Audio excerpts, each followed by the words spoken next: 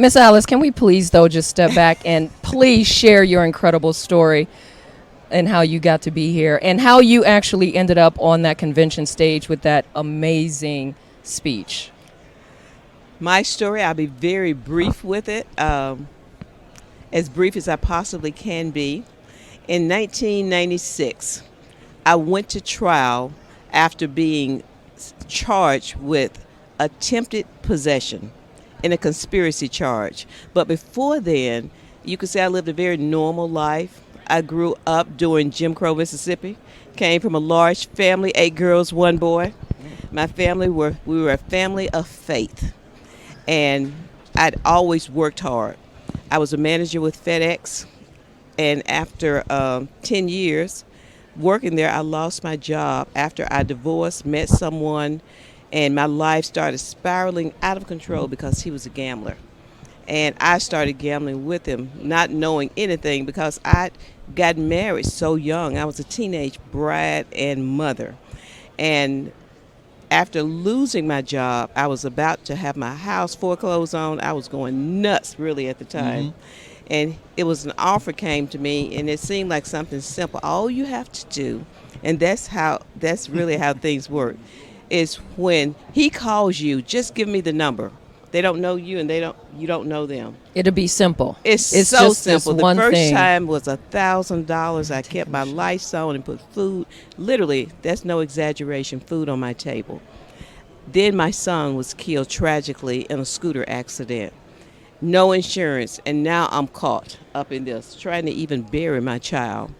And when one of the guys who was a mule got caught, and that's what I was. Now I know what it was when I went to prison. I didn't know at the time. And how old were you at that time? I was 39. Mm-hmm. I was 39 at the time. It was called a telephone mule. That's interesting. A telephone mule. I didn't even know that there was such a thing. I'd heard of a drug mule. But so many women become mules for their boyfriends and get caught up in things that they really don't even benefit for. If I was a queen pin, I was the worst one in history because I only had $500 in the bank. Oh. And when I went to prison, my house was foreclosed on. No pay for a car. The rest of them had things seized. They gave me a bond because they knew I wasn't that player. But under the conspiracy theory, you're responsible for everything that goes on in the conspiracy, no matter what your role is. So they offered me no time, and then they offered me 3 years, and I said, I'm going to trial. My lawyer said, you don't have any money, where's the beef? No drugs, where's the beef? So I'm listening to him. I go to trial. 2 years later, was found guilty of attempted possession. Oh, wow. So the 3-year offer went from 3 years to me not knowing no one even told me that was possible. I was sentenced to life plus 25 years without the possibility of parole. They told me that the only way that I would ever come home would be as a corpse. But while in prison, I decided, since you said that I'm probably going to lose my mind, I'm going to make sure I don't. You'll lose yours before I lose mine. I came from stronger stock than that.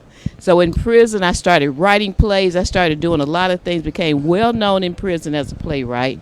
I became a mentor to so many women while I was there. I started writing sermons for women's conferences, so they would call me the woman who's in prison, who's in prison, like the Apostle Paul. I had a fan club, really, that would write me and ask me for solutions to their problems, and I'm in prison myself.